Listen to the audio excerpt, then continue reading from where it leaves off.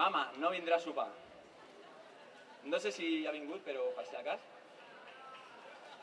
La primera borratxera, aquella que et marca per sempre, aquella que la resta de la humanitat et senyalaran i et diran cabron, vaya borratxera.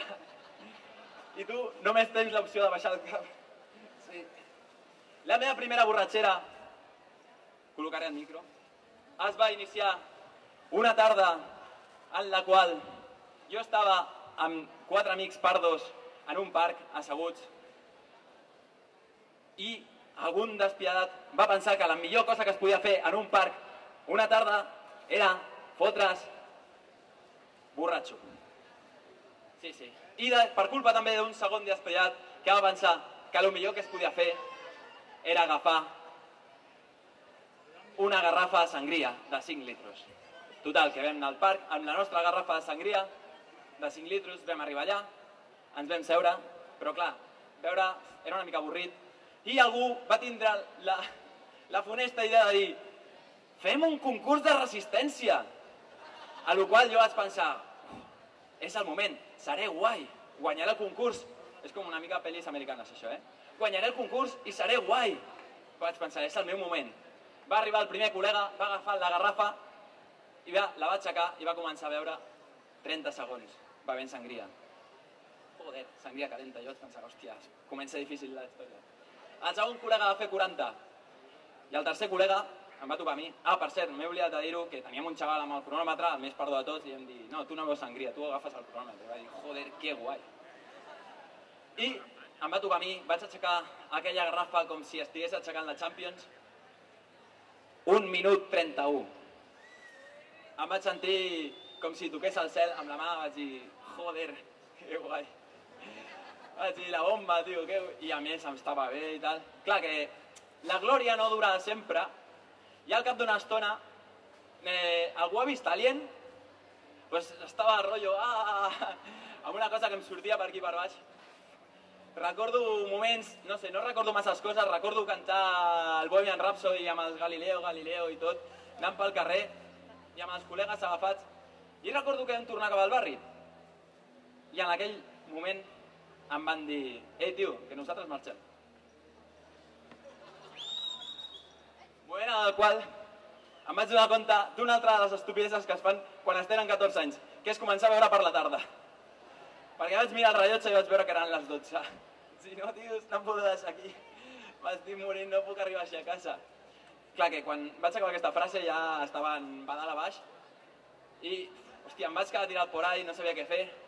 Vaig fer unes voltes pel barri, arrossegant-me, i al final vaig prendre la decisió de dir, no, els problemes s'han d'afrontar. I vaig pujar a casa. Vaig arribar a la porta i em vaig trobar amb el primer enemic de la nit, jo encara no el coneixia, que era el pany movedís. Vaig aconseguir obrir la porta, vaig entrar, vaig anar pel passadís, tot en silenci. No m'havia donat mai compte que el meu passadís fes tantes curves. Jo pensava que una casa de 50 metres quadrats, dic, joder, que gran. I en aquell moment vaig passar per la porta de l'habitació de ma mare. Hola, mama. Això és que no l'he explicat encara mai.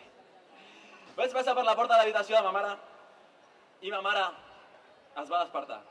Va dir, estàs bien? I vaig dir, sí.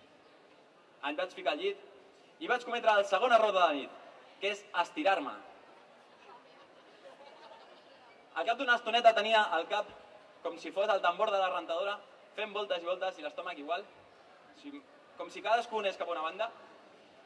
I vaig notar que hi havia una cosa per dintre que no estava bé on estava i que volia estar a un altre lloc. Llavors, amb la qual vaig començar a córrer, em vaig aixecar, vaig sortir corrents, ma mare va obrir la porta d'un portazo i va sortir corrents darrere meu. Clar, que és un tema que jo tampoc vaig tindre en compte, que és que les mares ho saben tot. Ma mare, evidentment, ho sabia tot, però jo vaig pensar que no. Vaig arribar al lavabo justet, tan justet, que vaig tancar la porta, vaig deixar ma mare fora i vaig vomitar. Sí, vaig vomitar. El problema bàsic és que no vaig vomitar al vàter, sinó que vaig vomitar a la pica. I ara és un moment molt important, prego una mica d'atenció, perquè us vaig explicar com és el meu lavabo. Aquí hi ha el vàter, Aquí tinc la banyera. Aquí hi ha la pica. Aquí hi ha una porta. I aquí hi havia ma mare. Que no és que estigui normalment, però bueno, en aquell dia estava. Lo de la banyera, de fet, tampoc és molt rellevant, però ja posat ho explico. Vaig vomitar la pica i després, acte seguit, vaig caure a terra i vaig començar a suar. Ma mare em va preguntar, ¿estás bien? I jo li vaig dir, sí, es que he comido algo. I per acabar-ho d'explicar millor li vaig dir, és que hemos ido al McDonald's. En aquella època que ja anàvem al McDonald's i llocs d'aquests, li hem tirat tantes culpes al McDonald's que tinc la sensació que algun dia quan passi per l'estació surti el pallasso i em fotrà una pallissa. Però ma mare es va quedar esperant allà a la porta i jo, quan em vaig aconseguir aixecar, vaig pensar, tinc un problema, que és això d'aquí, perquè a més la pica, clar, no us he dit, la pica es va embussar amb una espècie de combinació de jugos gàstricos i sangria no digerida, amb més coses que jo no sé què feien allà. I la primera idea va ser... Bueno, vaig aplicar el mètode d'ensayo-error. Jo era bon estudiant, encara que no sembli. I vaig dir, ensayo-error. La primera prova va ser encendre l'aixeta, amb la qual em vaig donar compte que jo vaig pensar, potser l'aigua farà pressió i la sangria baixarà, però no. El tema va començar a créixer, ja quan estava sortint pels bordes vaig pensar, calla, potser que apaguis l'aixeta. Vaig apagar l'aixeta, ma mare en aquestes, estàs bien? Sí. I vaig pensar, això s'ha de treure aquí. El segon sistema que vaig emprar va ser el del massatge cardíaco, però no va ser eficaç. A més, em vaig pringar totes les mans. I després vaig pensar, bueno, pues hi ha d'haver algun sistema de treure això d'aquí i llançar-ho dintre el vàter. En el qual vaig estar mirant por ahí i l'únic que vaig trobar va ser un rotllo de paper de vàter acabat, amb el qual el sistema era el següent. Omplir, buidar.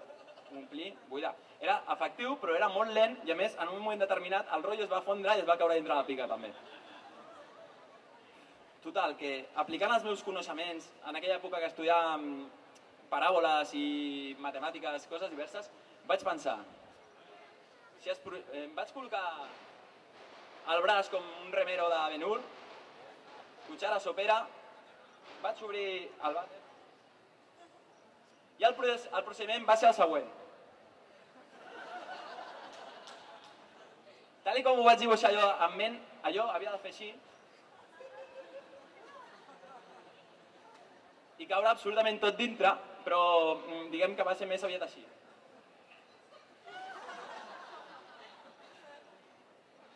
En la qual doncs, vaig dedicar a netejar tot el vàter, la banyera, tot. Després de molta estona, vaig aconseguir deixar tot net, vaig desembussar el que quedava a la pica i vaig pensar, hòstia, quin geni, que guai, ho has aconseguit i ja està, ara sortiràs i quedaràs tan ample. Total, que ho vaig netejar tot, vaig llançar desodorant i tot, que ma mare també fliparia quan va entrar i dir, joder, que potència de desodorant a la 1 de la nit abans d'anar a dormir.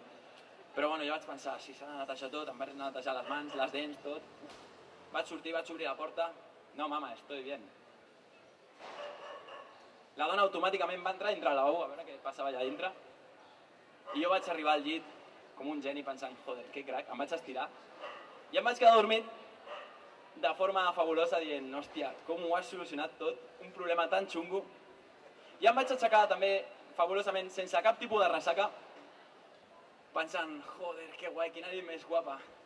Clar, que quan em vaig aixecar vaig veure que tot el llit era una espècie de piscina de vomitada. Just en aquell moment es va obrir la porta i ma mare em va dir, ¿qué bebiste ayer? Amb la qual només li vaig poder dir, bueno, un poco. Bueno, aquest ha sigut el meu monòleg. Gràcies a tots.